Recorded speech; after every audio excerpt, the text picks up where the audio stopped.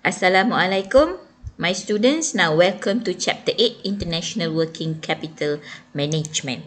In this particular chapter, we will learn why and how MNC will do short-term financing. Short-term financing, okay, pembiayaan jangka pendek. Short-term financing is actually something regularly done by all the MNC for a few reason or for many reason. For many reason, maybe for a few reason, depends on the company lah. Okay, short-term finance refers to financing needs for a small period of time, normally less than a year. In businesses, it is also known as working capital financing.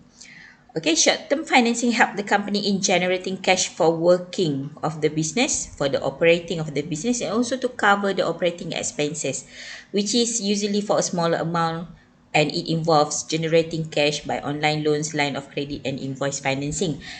We will look at types of loans that we have or short-term financing that we have later on. This type of financing is normally needed because of uneven flow of cash into the business, the seasonal pattern of the business.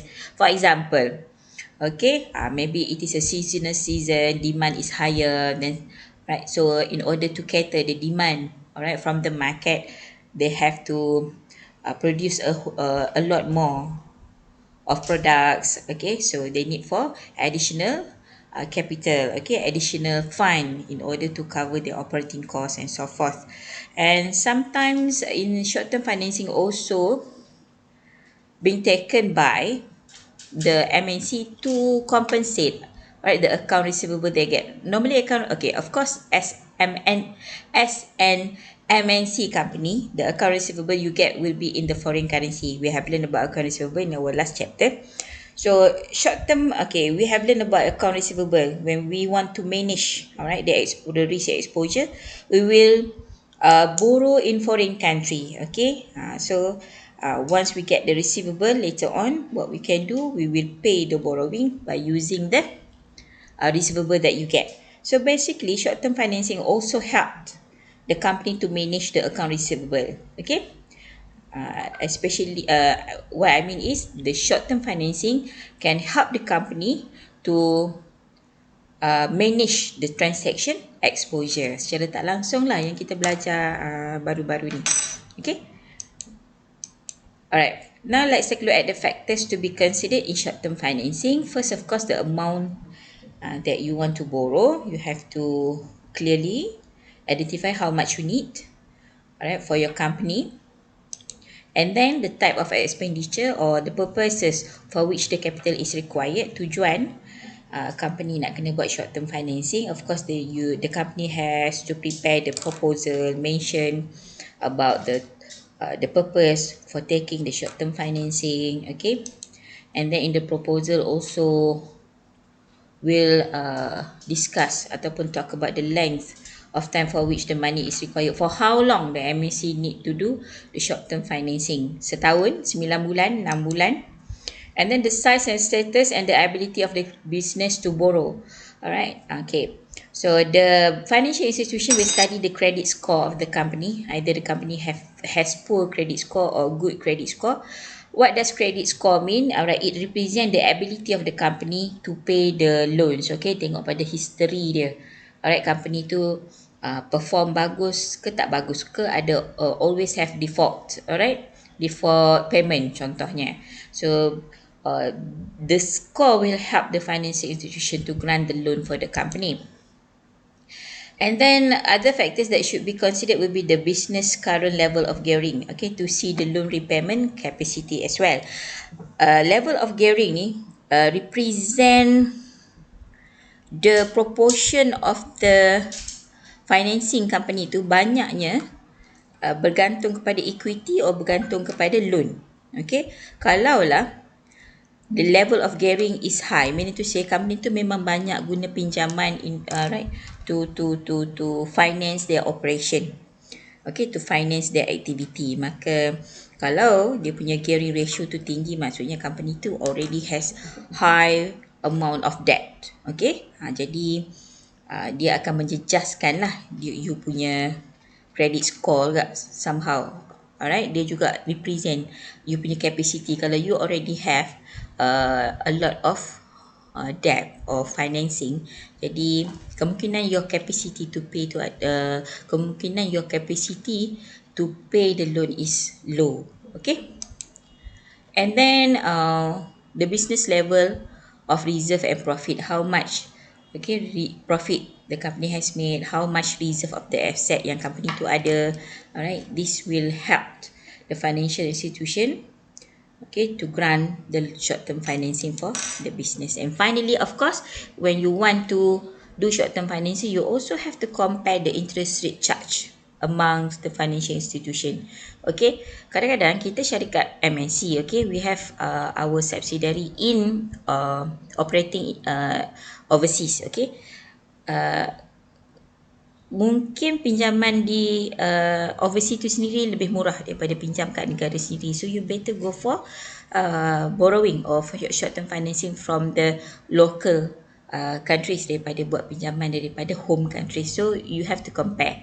Okay, and you also have to look at the hidden charge yang ada. Okay, sebab normally when you do borrowing, the total amount that you will get will be not in full amount. Okay, you have to the amount will deduct, okay, a few charges. So make sure you clarify what charges, okay, yang dikenakan on your short-term financing. So those are factors to be considered in short-term financing.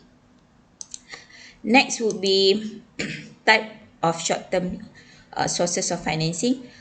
First, you can do intercompany financing. Maksudnya apa?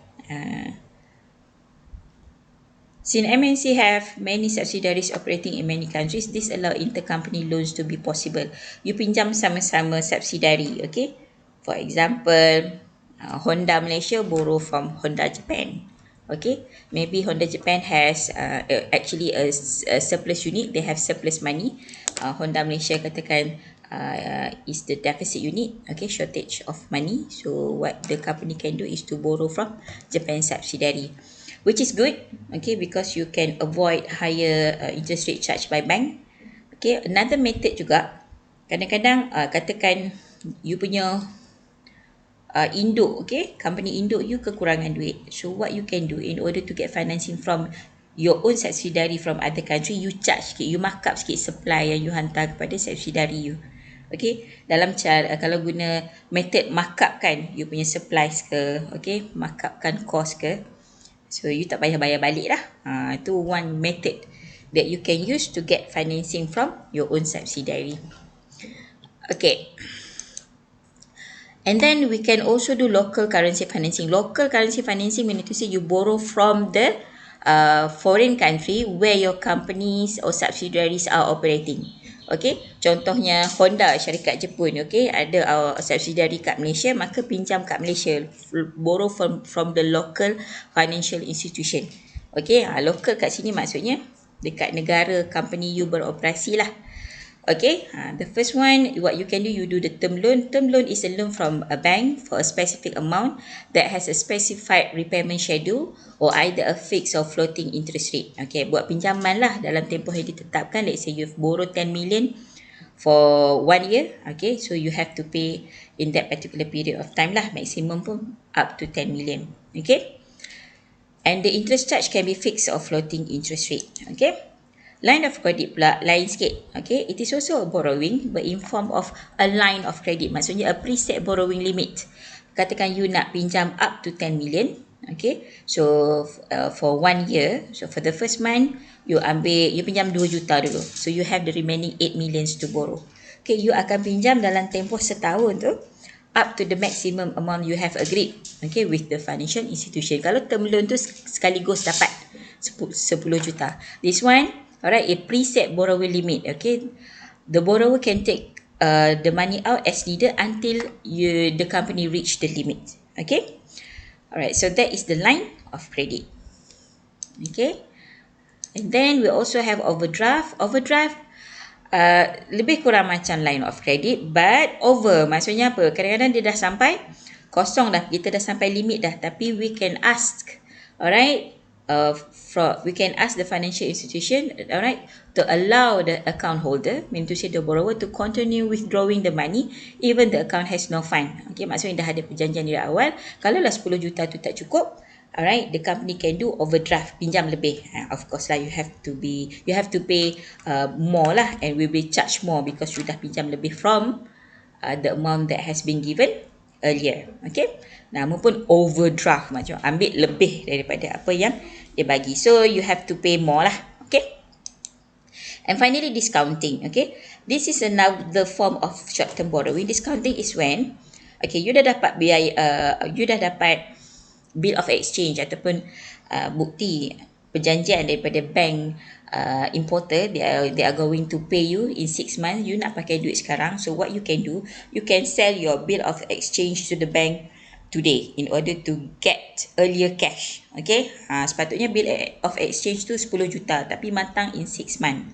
So what you can do, you can sell the bill of exchange today to the bank beli, and of course bank will buy the bill of exchange at discount. That's why nama dia discounting. Instead of getting 10 million in full, you may get 9 million plus lah, 9 juta lebih je lah, because bank beli secara diskaun. Okay, nanti bila importer bayar, importer tak bayar kat you dah, importer akan bayar kepada bank, sebab bank dah beli bill of exchange tu daripada you.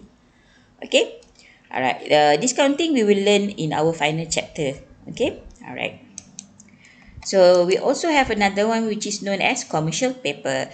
Konsep commercial paper ni sama macam bond lah, cuma dia short term. Okay, bond ni, kenapa company issue bond? In order to get get capital from the bond holder. Orang yang beli bond daripada company tu, dia macam inject capital lah. Sebagai balasan, the company will pay interest. Okay, akan bayar coupon payment to the bond holder. Concept of commercial paper sama. Commercial paper is unsecured or short term debt instrument issued by the corporation.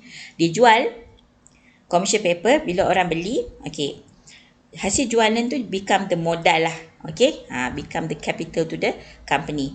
In return, okay, company will pay the interest, okay, to those people who buy the commercial paper. Okay, alright. So these are the first part of this particular chapter. We will continue in our next video.